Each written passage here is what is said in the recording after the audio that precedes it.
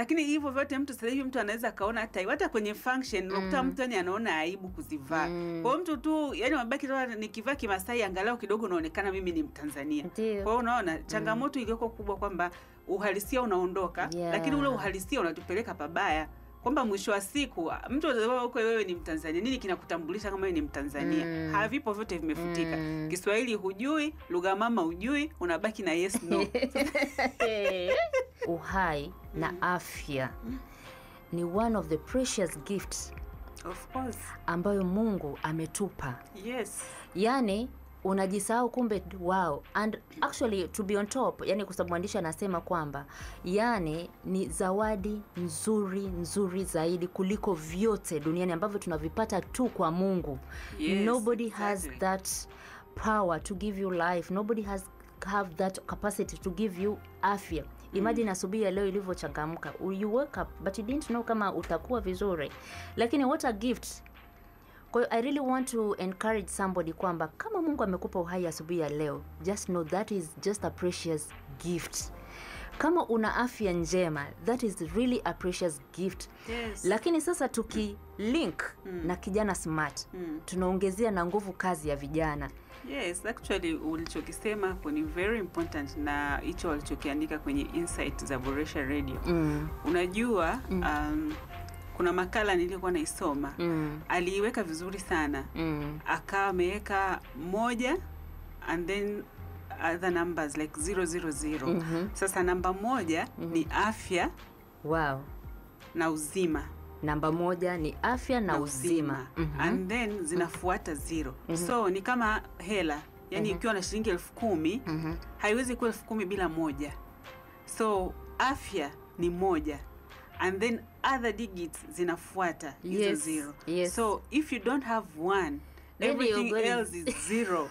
Wow, that's a very good one. Yes, that's what they were trying to mean. Like if you don't have 1, everything else is 0. Yeah. So kama hauna afya, hauwezi kufanya kazi. Yes. Kama hauna afya, hauwezi kucheza mpira. Yes. Kama hauna afya, huwezi kuwepo studio kama sisi tulivyokuwa. Unachangamka kama vijana smart. Mtu una hela, una kila kitu. Yes. Lakini ni mgonjwa. Hata kama una kitanda cha milioni ngapi, then your hospital become your bed. Yes. That's a really powerful thing. Yani bila 1, then the rest is 0. Meaning afya is everything, and uhai is everything. Yes. Kwa hiyo mimi nafikiri leo natamani sana kuweza kukumbusha kijana smart yoyote ambaye anatusikiza leo kupitia Boresha Radio Online. Na kwenye platform zetu zote za social media kwamba we need to really appreciate life. We really need to appreciate health. Yes. Lakini pia kama kijana ni nguvu kazi. Kwa hiyo you can imagine like okay, you have health combination na afya, alafu nguvu kazi. Alafu usijiite kijana smart. Mimi ni kijana smart. Umeona? Yeah, so basically nilikuwa natamani sana niweze kushare na wewe kuhusu hizo insights, na pia kuweza kuambia ndugu watazamaji na wasikilizaji kwamba we have those insights, na they are really nice. They keep us, informed, na ukikaa ukazitafakari kwa kweli zinatupa insight kubwa sana ya maisha yetu kwa ujumla, kazi, life, and everything experience. Tafakari nzuri, ni nzuri sana. Na labda niongezee kwamba it's not only about appreciation. Yes. But it's also about kuitunza. Yes. Protecting it. Yeah. Yani ukiwa na afya njema, usisubiri mpaka iharibike. Itunze. Oh God. Ili uendelee kuishi. Yes. Usisubiri mpaka upate matatizo ndio uanze sasa kuitunza. So as long as we have good life, protect it, guard it. Yes. Umeona? Yeah. Wow, nimefurahi sana Grace ulivyosema. Kuna topic tulikuwa tunazungumza kwa habari ya afya offline camera. Tutakuja baadaye kwa sababu leo tumewaandalia. Nataka niwaambie leo tuna surprise kwenye kipindi chetu cha leo Kijana Smart Show. Na tumepata comments nzuri. Tunaendelea kuwashukuru watazamaji na pia wasikilizaji kwamba like thank you so much, na we are going to do everything possible kuweza kushughulikia some of the topics and comments ambazo zimependekezwa na watazamaji na wasikilizaji. Hatuwezi kuacha. Tutazifanyia kazi. Exactly. So for today, kabla hatujaendelea, tunatamani kuzungumza kwa habari ya kuzungumza, lakini kujibu maswali. Yes. Kujibu maswali ambayo machache ambayo tumeweza kuyafilter kutokana na topics ambazo tumekuwa tukizungumza in the last 1 month. Yes. Lakini pia tunatamani pia tuweze kupata pia mtazamo in another angle. Sasa Grace, tumezungumza kwa habari ya utandawazi. Yes. Tukazungumza kwa habari ya changamoto, tukazungumza kwa habari ya hasara, lakini tukazungumza kwa habari ya nini kifanyike. So Grace, kutokana na yale maswali kwa habari ya utandawazi, na kutokana na yale maswali ambayo sasa tumeyapata kwa watazamaji wetu na wasikilizaji, je, ni kweli utandawazi umebadili umebadili uhalisia wetu? Labda tukianzia hapo kama Waafrika. Kama Waafrika. Yes, umebadilisha vitu vingi sana. Na naweza nikavi-highlight kidogo. Angalia kwa mfano lugha. Sisi Waafrika au Watanzania tuna lugha mama. Na ukiangalia sasa hivi watoto wetu wanajua sana Kiingereza na hata Kiswahili pia kinakuwa ni changamoto. Lakini ukienda kumtafuta, nitasema labda mimi ni Mchaga ama mimi ni Msandawe. Lakini siwezi kuongea Kisandawe, siwezi kuongea Kichaga, siwezi kuongea Kipare, siwezi kuongea Kinyakyusa. Umeona? Yes. Na hii tunaiangalia sasa hivi karne hii. Gen Z itakapokuja Gen Alpha ambayo ni after Gen Z, utaona kwamba uwezekano wa ile lugha mama kufutika ni mkubwa zaidi. Umeona? Okay. Na lugha mama ilikuwa inamsaidia mtu kupata utambulisho. Na ilikuwa inampa mtu utambulisho kwa namna gani? Yaani wewe kama unatokea kabila fulani, ulikuwa ukiongea tu, mtu anajua kabisa huyu katokea sehemu gani. Lakini hata ninaposema kwamba mimi ni Mtanzania, ile tu kwamba anajua Kiswahili haitoshi.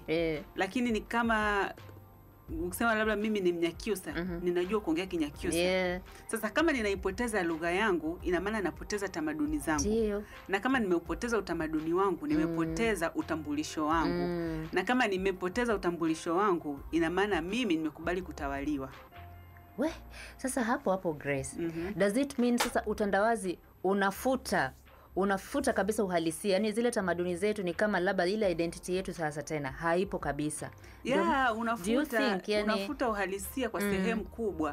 Kwa sababu nimekwambia sasa hivi, labda tuseme watu waliozaliwa miaka 1940, 50, wengi sasa hivi hawapo. Na tunapoendelea mbele, wale ndo angalau bado wanajua zile lugha, ama ambao wanazaliwa vijijini, ambao wako vijijini ndani ndo wanajua hizo lugha. Lakini wa mjini sasa hivi, naweza hebu angalia kwa mfano. Wewe jiulize tu watoto wako pale nyumbani, wanajua lugha ya kwao? Kusema kweli hawajui, labda salamu tu. Na hiyo salamu ni kwa sababu wewe unajua baadhi ya maneno. Umeona? Ndio. Lakini angekuwa anaijua ile lugha ya baba na mama. Ya baba na mama. Umeona? Lakini sasa changamoto nyingine inasababishwa na nini? Unakuta mimi ni kabila fulani, ule kaolewa na kabila nyingine, lakini sisi pia tunaamini kwamba mtu akiwa anaongea Kiingereza ndo ameelimika. Wakati kuna watu ambao mtu anaongea Kiingereza na anaongea lugha mama na bado ameelimika vizuri tu. Umeona? Yaani kwa sasa hivi, yani hata mgeni akija nyumbani unashindwa hata kuteta labda kafanya kitu fulani, kwa sababu atasikia pale. Umeona? Lugha kama hizo zilikuwa zinasaidia, lakini tunapoelekea zinafutika. Na sasa hivi wengi walioko mjini hawawezi kuongea lugha mama. Tatizo ni nini? Ni utandawazi ndio umesababisha hivyo vitu. Umeona? Lakini sio swala la lugha peke yake. Vyakula vyetu pia tunavipoteza. Kwa sababu unakuta kwa sababu ya teknolojia, tuseme kuna vyakula ambavyo vimeshaharibika. Zamani nakumbuka ulikuwa ukipika ule mchele wa Kiela nyumba ya 20 watajua kwa fulani leo wanapika mchele. Lakini kwa sababu ya kutaka labda kuongeza production iwe kubwa ama nini, wakatuletea vya kwao na kutuaminisha kwamba vya kwao ni bora. Na ndio hapo tulipofeli. Kwamba kuona vya kwetu havina maana, vya kwao ni bora kuliko vya kwetu. Umeona? Kwa hiyo tumepukua hata vyakula vinaenda vikipotea. Kwa hiyo siku hizo unaona labda mkangie mtoto chipsi, baga, pizza ambavyo mwisho wa siku vinawaumiza, unaona. Lakini umwambie mtoto kuna tembele, dagaa, ambavyo ni vyakula vyenye afya, lakini ataona kwamba ni nini? Anaona ushani tena unaonekana labda una maisha duni. Wakati kumbe ndo maisha mazuri ambayo wewe unayo. Kwa hiyo tunaacha zile tamaduni zetu ambazo ziko nzuri na tunaacha ule uhalisia wa kwetu. Lakini mavazi, hapo ndio nilikuwa nataka hapo sasa. Kuna nchi ambazo wameweza ku maintain hiyo. Umeona? Kwa mfano ukienda nchi za West Africa, wana mavazi yao, ni akivaa unajua huyu ni Mghana, akivaa unamjua huyu ni Nigeria, unajua ni South Africa. Huyu ni South Africa huko nini, kutokana na yale mavazi yao. Lakini si labda kwa Tanzania, changamoto ni kwamba sio makabila yote wana mavazi, lakini wanayo. Umeona? Sasa hivi tumebaki na kabila la Kimasai ambao akivaa unajua yule ni Masai. Lakini tulikuwa na Wamakonde wana nguo zao, wakivaa unajua kabisa yule Makonde. Umeona? Ndio. Lakini hivyo vyote sasa hivi mtu anaweza kaona hata kwenye function unakuta mtu anaona aibu kuzivaa. Kwa mtu tu wamebaki nikivaa Kimasai angalau kidogo naonekana mimi ni Mtanzania. Kwa hiyo unaona changamoto iliyoko kubwa kwamba uhalisia unaondoka, lakini ule uhalisia unatupeleka pabaya. Kwamba mwisho wa siku mtu anaelewa uko wewe ni Mtanzania, nini kinakutambulisha kama wewe ni Mtanzania? Havipo, vyote vimefutika. Kiswahili hujui, lugha mama hujui, unabaki na yes no.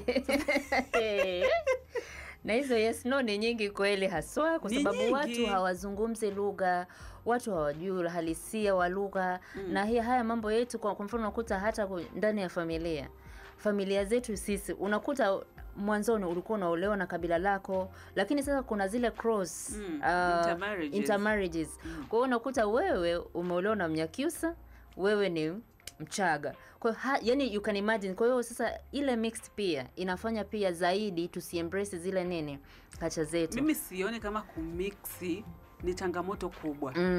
Changamoto kubwa ni mitazamo ya kwetu iliyobadilika.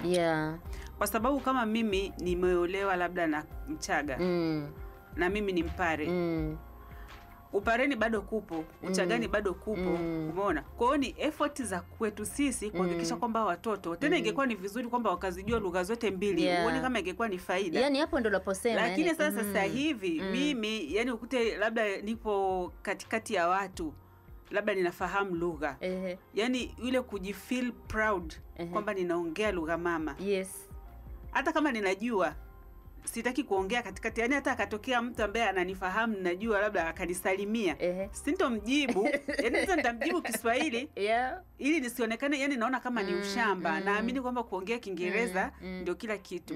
Bila kujua kwamba una embrace culture za watu wengine, alafu za kwako unazifanya nini? Unazididimiza ama unazipoteza. Kwa hiyo mwisho wa siku wanasema mkataa kwao ni mtumwa. Tumekataa kwetu na huu ni utumwa mwingine. Na mwacha pia mila ni mtumwa. It's true. Kwa hiyo unaona kwenye swala la mavazi, kwenye swala la chakula, kwenye swala la lugha, vyote hivyo vimebadilika. Lakini pia tumeacha zile tamaduni ambazo zilikuwa ni nzuri. Kwa mfano ngoma za kwetu. Kuna makabila yana ngoma nzuri. Kwa mfano Wagogo, ushasikia ngoma za Kigogo. Yani wana ngoma zao nzuri, wakianza kuimba hapo mwenyewe unatamani tu waendelee kuimba na sauti zao nzuri. Lakini hatutaki. Umeona? Tunataka kuembrace kule tunakoona kwenye mitandao. Nyimbo zinazoimbwa siku hizi na vijana wa kwetu, uweze hata kuzisikiliza yani ukiwa na mtu mzima. Umeona? Watu wanabaki tu wakishangaa, either labda waende kwenye makumbusho ndio wanajua kumbe kumbe kuna ngoma za hivi, kumbe kuna ngoma za hivi. Mimi Grace nimekuelewa. Kusema kweli kwa asilimia fulani tunaweza tukasema utandawazi umeweza kuchangia Afrika yani sisi wa Afrika kusahau kabisa ule utamaduni wetu. Lakini I think kuna opportunity kwa sababu sisi lengo letu ni kuangalia pale ambapo hatujafanya vizuri na how best tunaweza maybe improve au tufanye nini ili kuweza kuhakikisha kizazi chetu hakiachi utamaduni. Kwa hiyo of course kila kitu na kiasi. Nakumbuka kipindi tulikuwa tunazungumza kwa habari nini kifanyike. I remember ulizungumza kwa habari ya kwamba everything should be done kwa kiasi. Sasa swali lingine ambalo watazamaji waliuliza, je, ni kweli vijana sasa hivi wanataka maisha marahisi? I don't think kama kuna anything that comes very easy in life. Nadhani lazima kuwe na hard work, lazima kuwe na kujituma, na kuwe na kujitathmini na kuangalia kile ambacho unataka kukifanya wewe kama kijana. Nini kinachangia? Do you think it's true ni mifumo, ni elimu, ni mazingira, au ni nini ambacho kinafanya vijana wetu? Ni kweli kwanza? Labda tuanzie hapo. Esther, ni kweli. Yaani ni kweli kwa asilimia kubwa. Na inasikitisha. Na inatafakarisha.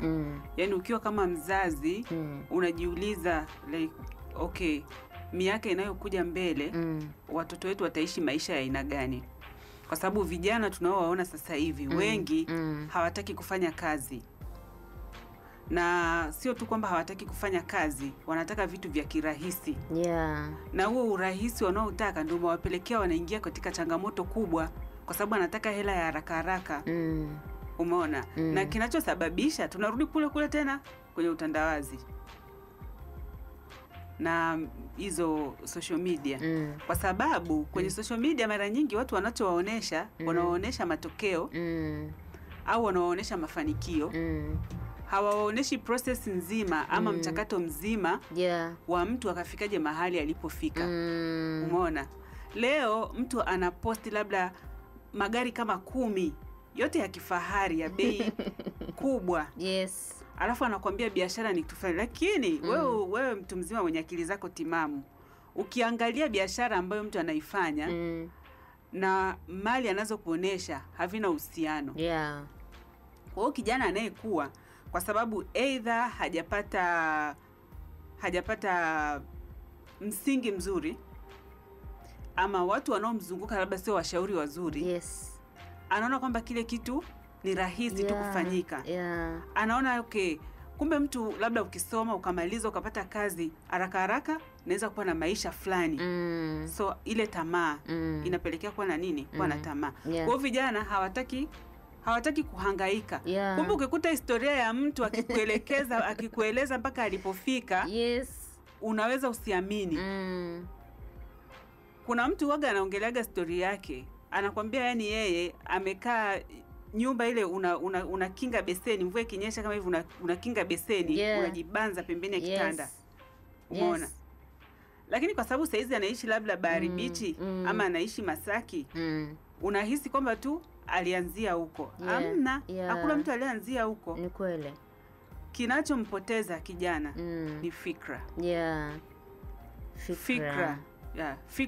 Fikra zikiharibika, mitazamo ikiwa haiko sahihi, lakini pia mazingira ya watu wanaokuwa wamemzunguka kama sio watu sahihi, hawezi akafanya vizuri. Na changamoto kubwa ni kwamba nafikiri mfumo wa maisha pia unachangia kwa asilimia kubwa. Kwa sababu kama wazazi unakuta mtu labda ana watoto wake au ana vijana wake, ana uwezo, Mungu kamsaidia, anaweza kumudu maisha. Ameweka house girl, ameweka house boy, kila kitu kinafanyika. Unaona? Yaani huyu hagusi chochote. Kwa hiyo anakuwa kiasi kwamba hayo ndo maisha. Unakuta mtoto muda wa mapumziko au muda wa likizo akiwepo nyumbani, yeye ni game kwenye TV, yeye ni laptop muda wote au tablet. Yaani hana kitu cha kumuengage atengeneze zile life skills ambazo zinaweza zikamsaidia kuishi maisha ya baadaye. Wiki iliyopita Sajili alituambia kwamba do not rely on me to give you fish. Rely on me to teach you how to catch fish. Umeona? Yaani ile ilikuwa na maana kubwa sana. Kwamba hata kama mimi mzazi leo, usinitegemee mimi kwa sababu ninakupa kitu fulani. Matokeo yake nitegemee nikufundishe wewe uweze kupata kile kitu hata wakati ambapo unakuwa sipo. Lakini changamoto iliyokuwepo ni kwamba tunaishi as if kesho ipo milele. Yaani like kama tunaishi milele. Kwamba leo nimejijenga mimi mzazi, nina uwezo wa kuprovide kwa watoto wangu. Sijawajengea, yaani unajua hata umwachie mtoto mali nyingi kiasi gani, kama haujamjengea misingi, uwezo na skills za kuweza kuzimaintain hizo, zitakufa. Umeona? Na hiyo ni changamoto kubwa sana kwa Afrika. Tumeshindwa kujifunza hata kwa wenzetu wa Arabu, wenzetu wa Hindi. Unakuta biashara labda alianzisha babu wa babu, kitukuu anakiendesha, na hakuna kitu kimebadilika. Umeona? Lakini kwa sababu gani? Amelelewa katika misingi ya kufanya kazi, kujituma na kujitegemea.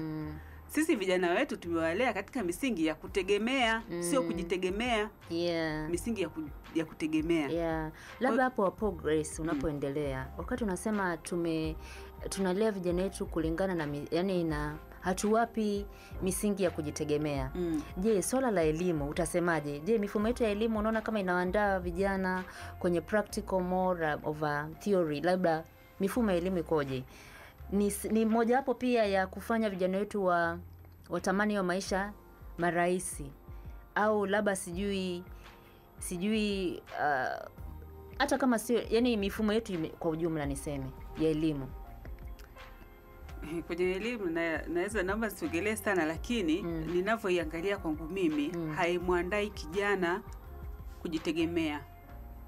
Inamwandaa kijana kuajiriwa.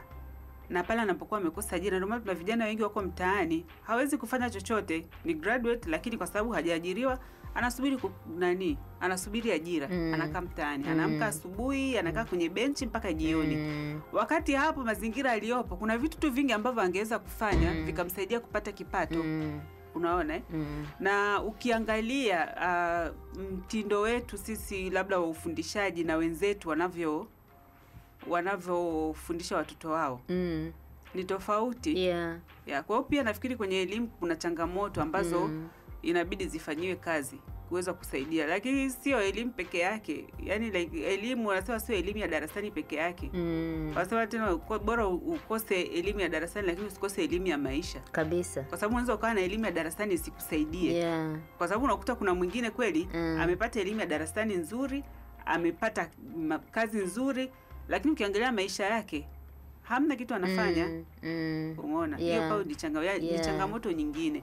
Kwa hiyo swala la elimu pia ni la kuangalia, lakini pia swala la malezi ni la kuangalia. Lakini kijana mwenyewe aamue kubadilika fikra za kwake, yani fikra zisiwe zile, yani awe ni mtu ambaye anaweza kuwaza mbali zaidi. Yani kwamba leo iko hivi, ikitokea kesho mambo yakabadilika, nitaweza kuishi, nitaweza kuwaje? Umeona? Kwa kama mtu hauwezi kuwaza kwamba kesho yangu itakuwaje, hiyo ni changamoto.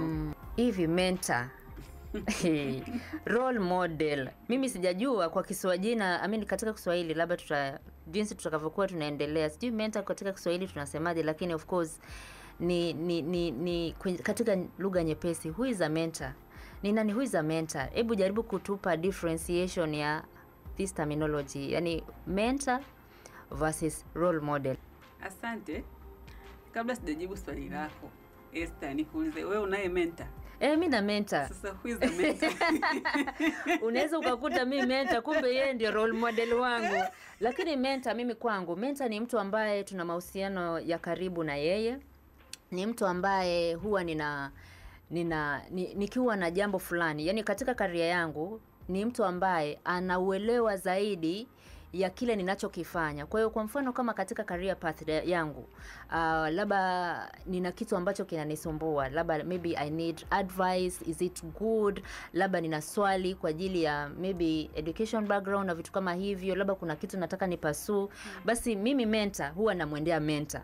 Kwa hiyo yule tunakuwa na more physical experience au platform au kitu kama hicho, lakini ni mtu ambaye ana uzoefu zaidi kuniliko mimi, lakini pia ni mtu ambaye ananisaidia, ni kama mwalimu in a very mere language, kwamba ni mtu ambaye anani take through step by step, na pia kuni guide, lakini pia kuni align, kunisaidia kuweza kufanya vitu vizuri kwa uhakika, lakini pia kunipa caution. Kwa mfano unaweza ukawa na kitu fulani unataka kukifanya katika maisha, may it be career issue, maybe personal issues zingine, unaweza ukawa zingine hata family issues zingine, they can go beyond that. Lakini most likely tukirudi zaidi kwenye maisha ya kujiendeleza, education, career path na vitu kama hivyo. Na mentor wangu mzuri tu yuko sehemu, kwanza ni professor. Sasa yeye kila siku ananiambia I want to see you become who I am today. I'm like, oh, professor, jamani, sijajua kama nitafikia huko, but I've got a mentor, but also I've got a role model. Nimekutizi kwa makusudi kwa sababu hawa watu tunao, lakini kwa bahati nzuri ama mbaya tunakuwa hatujui kama tunao. Umeona? Ndio. Lakini changamoto nyingine iliyopo ni lugha. Ndio. Unajua kuna maneno ambayo Kiswahili hayajai. Yes. Na kuna maneno ambayo nikilisema Kiingereza hata nikilitafsiri Kiswahili sipati maana moja, yani sipati neno moja. Kama hivi unasema mentor. Yani mtu ataelewa haraka sana. Kwa anayejua lugha atajua kwamba akisema mentor anamaanisha nini, akisema role model anamaanisha nini. Lakini labda niwaambie tu watazamaji wetu na wasikilizaji wetu kwamba hawa ni watu wawili tofauti na wana play roles mbili tofauti kabisa. Ingawa a role model anaweza akawa mentor. Unaona? Okay. Lakini wewe ulivyoelezea, yani niseme ni kwamba ume-expand. Umeelezea kila kitu ambacho kinahusiana, yani like almost umeelezea kila kitu ambacho kinahusiana na mentor. So kwa kifupi tu, mentor ni mtu ambaye anakushauri, anakuongoza, anakusaidia kuwa mtu fulani ambaye unataka kuwa kwenye maisha yako. So kama unauliza who is a mentor? A mentor is a person who advises, it's a person who supports, is a person who guides you. Unaona, like towards your goals. Na a mentor mnakuwa na direct relationship. A mentor knows kwamba nina mentor fulani. A mentor, kwa mfano mimi nikiwa mentor wako Esther, you know kwamba Grace ni mentor wangu na anani mentor. Anakusaidia kwa maeneo gani? Unaona? Kwa mfano labda unataka, labda umemaliza form 6 na unataka kwenda chuo. Huyu ni mtu ambaye atakushauri. Kwamba atakusikiliza kwanza. Ni mtu ambaye yuko pale kukusikiliza na kukushauri. Na ni mtu ambaye anakutake through all the time. Hakuachi. Umeona? Na nimekuwa natoa mfano turujuma kwamba umemaliza labda form 6 unataka kwenda chuo. Atakuuliza, Esther, unataka kuwa nani? Labda mimi nataka labda kuwa daktari. Umeona? Kama haukuwa naye huku nyuma before na labda umemaliza form 6 ndio unawaza unataka kuwa nani. Lakini kama ulikuwa naye kuanzia huku nyuma, ataanza kukushauri kwamba wewe unataka kuwa daktari, masomo ya kuzingatia ni haya. Effort yako kubwa weka hapa. Na wakati mwingine unaweza ukawa hauwezi vizuri yale masomo au like kwa sababu yuko karibu na wewe, anajua atakwambia kwamba Esther, mimi naona wewe unapenda kuwa mtu fulani na unapenda kitu fulani, lakini nikikuangalia, nikikusikiliza, wewe ni mzuri kwenye kitu hiki, hebu jaribu hichi kitu. Umeona? Na atakusaidia step by step. Unajua wakati mwingine wewe you don't know your strength. Wakati mwingine hujui kwamba una uwezo wa kufanya kitu fulani, lakini mtu wa pembeni anakiona. Sasa yule kwa sababu yuko karibu yako na anakiona, anakiibua kile kitu ambacho kiko ndani yako, anakusaidia na anaanza kwenda na wewe hatua kwa hatua, hatua kwa hatua mpaka utakapofika unapofika. Huyo ni mentor. Mentor lazima muwe na mahusiano ya karibu, ya direct, ya moja kwa moja. Na kunakuwa na back and forth. Yani like unakuwa na communication. Kama feedback. Feedback lazima inakuwepo kwamba hapa ndo nilipofika, na yeye anakuambia okay, kama umefika hapa, this is the next step. Hivyo au hapa rekebisha, hapa hujaenda sawa, lakini naamini kwamba unaweza kwenda hivi. Yani yuko throughout muda wote, wakati wote. Yani hata kama kuna changamoto hapa, kuna nini, yuko pale kukusaidia. This is a mentor. Sasa tuende kwenye role model. Yani that's what I want to see, because sasa naona mbona kama vinaendana, kama viendani, labda kwa na wali nani, kwa sababu nakumbuka comment ya kwangu kwenye kipindi ni kile kilichopita, it's not only about having a role model, but you also need a mentor. Na hapo ndipo maswali yalipokuwepo, yani ile kwamba kwani role models ndio mentor, why role model, why mentor? Unaona? Na ni vizuri kwa kila mtu kuwa na mentor. Kwa sababu gani? Mentor ni mtu ambaye kwanza unakuta mara nyingi kakuzidi uwezo. Sio uwezo wa kifedha. Anaweza kama yani sio anaweza, anatakiwa amekuzidi uwezo wa kufikiri, uwezo wa kimaamuzi, na uwezo wa vitu vingine vyote. Kwa sababu gani? Kwa mfano labda unataka kufanya biashara. Hiyo biashara huyo alishaifanya, anajua wapi alikosea, na wewe usirudi kukanyaga kule kule. Atakwambia okay, hapa ukifika hapa ruka, ama ukifika hapa tafuta basi upande. Umeona? Lakini wewe kwa sababu unakuwa haujui, anakuwa anakusaidia kwamba ukifika hapa pita kushoto, ukifika hapa pita kulia, ukifika hapa fanya hivi. Okay. Mentor anakuwa tayari ana ule uzoefu. Yani ni mtu ambaye yuko more experienced kuliko wewe. Yeah. Role model. Role model, sasa tunarudi kwa role model. Role model ni mtu ambaye unampenda, yani like you aspire labda kuwa kama huyo mtu. Umeona? Yeah. Na role model hana direct relationship, mara nyingi hana direct relationship na wewe. Yeah. Na role model anaweza kawa mtu yeyote yule. Na role model, wewe unaweza kaa ni role model wako, lakini role model hajui kwamba wewe una exist. Yes. Unaona? Yeah. Kwa hivyo unaweza kaona labda mimi nataka kuwa kama fulani. Umeona? Yeah. Labda kuna mama ambaye anakuinspire, jinsi anavovaa, jinsi anavoongea, jinsi yani a role model just inspires you. Yeah. Umeona? Yeah. Lakini wewe unakuwa una admire, yani you admire that person from a distance. Yeah. Na yeye hajui hata kama unamwadmire. Yeah. Anaweza kawa hata ni mtu wa nchi za nje. Anaweza kawa ni mtu huko, kwa yani there's no way you can come close together. Yeah. Unaona? Yeah. Na hata inaweza ikatokea mkaonano kwamba yani mimi waga nakupenda, you inspire me, like ikaishia hapo. Umeona? Sasa huyo ni role model. Ni mtu ambaye unamwangalia from a distance. Na unamwangalia kutokana na jinsi alivyo, na unaviadmire vitu ambavyo anafanya nini? Labda anavifanya. Umeona? Lakini sasa the difference ya role model na mentor. Role model, kuna mtu anaweza kana kuangalia wewe Esther na anachukua vitu ambavyo ni vibaya pasipo yeye kujua kwamba anachukua vitu ambavyo ni vibaya. Yeah, kwa hiyo hakuna limitation kwa sababu hakuna limitation, unaona? Not unless labda wewe mwenyewe umemwambia. Yani like, na mara nyingi unakuta labda hamna ile direct. Kwa mfano labda wewe labda tuseme unamwangalia labda Michelle Obama. Yeah, true. Possibility ya wewe kuwa karibu na Michelle Grace bwana, uwezi ukajua. Ndio nasema inaweza ikatokea. Yes. Lakini it's a probability. Yeah, true. Umeona? Yeah. Ila yani ni probability. Umeona? Na kuna vitu ambavyo akana vifanya. Yes. Yani wewe kwa sababu you admire, unampenda. Huoni kama ni vibaya, lakini kumbe ni vibaya.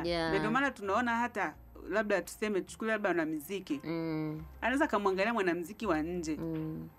Anavaa vitu vya hovyo kabisa. Yeye anataka kuwa, lakini na yeye anataka, yani ndio role model wake, anampenda vile anavovaa, anampenda vile anavyo. Hivyo. Umeona?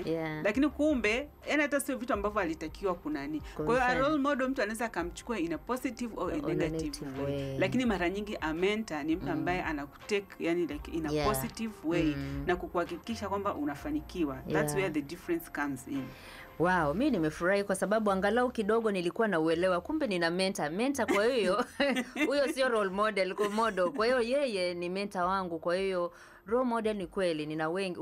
Actually let me ask you, as tukifunga kipindi labda, unaweza ukawa na more than many more role models by the way? Yes, unaweza unaweza kuwa navyo kwa sababu a role model anaweza sio na kila kitu ambacho unakitaka. Naweza mimi nikaa naona tu like labda ninampenda Esther kwa namna anavyofanya kazi.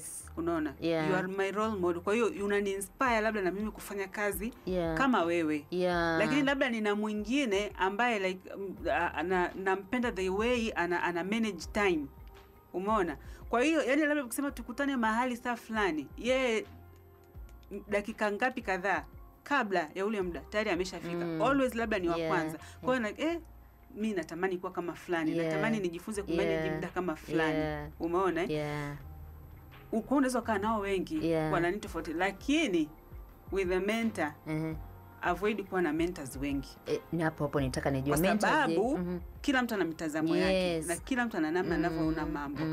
Wewe unaweza kuwa unaona mimi in a negative way, huyu anaona mimi in a positive way. Umeona? So huyu anakushauri, at the end of the day unasimamia ushauri upi. Umeona? Kwa hiyo hiyo pia ni kitu cha kuchunga sana. Lakini kabla haujachagua mentor, jihakikishie kwamba ni mtu ambaye unaweza kumwamini. Issue ya trust.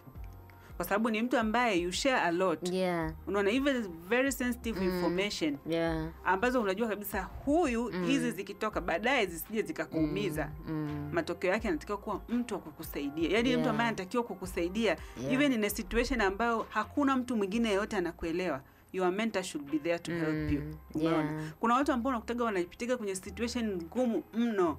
Yaani hamna mtu yaani kila mtu labda unakutana mhukumu kwa jambo fulani na kuhukumu kwa jambo fulani.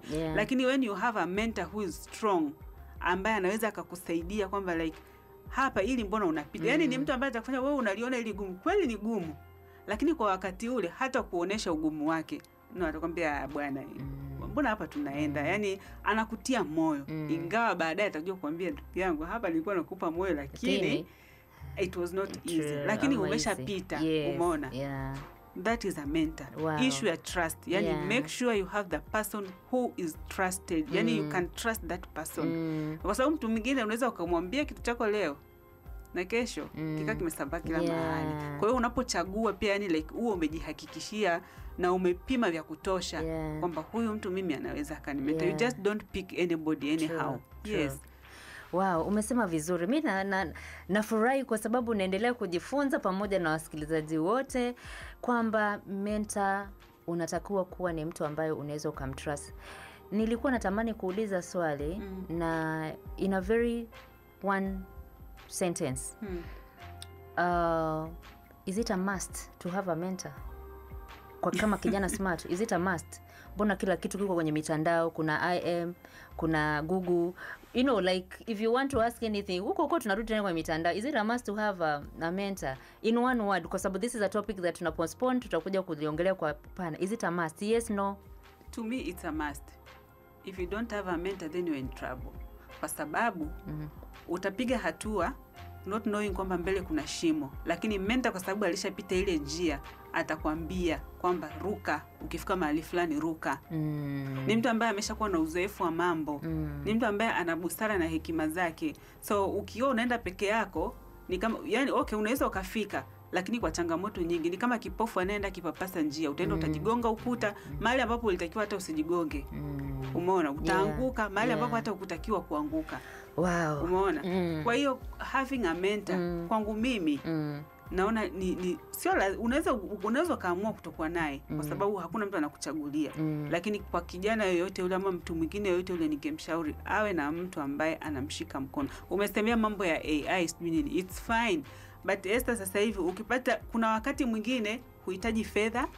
Kuna wakati mwingine unahitaji tu uwepo wa mtu kukuambia kwamba it is okay. This also shall pass. Umeona? AI itakusaidia. Kuna mwingine just need a shoulder to cry on. Hiyo AI itakusaidia. Na hauna huyo mtu. Ndio matokeo yake mtu anaenda anajifungia. Anawaza mwisho wa siku anaona kwamba the only solution ni kujiua. Kumbe kuna mtu ambaye angeongea naye akamsaidia kwa sababu anasema kulizungumza tatizo sio ni kusolve nusu ya tatizo. Yaani ile tu kuliongea. Kuna namna unakuwa umelisolve hata kama hujapata the full solution. Yes. Wow, Grace umesema vizuri. Mimi nimejifunza. Yaani naamini watazamaji na wasikilizaji wetu wanasikia kwamba ni very important kuwa na mentor kwa sababu sometimes we need somebody. Sio lazima uende kwenye social media na kwenye mitandao as well, lakini we need a person who is a mentor.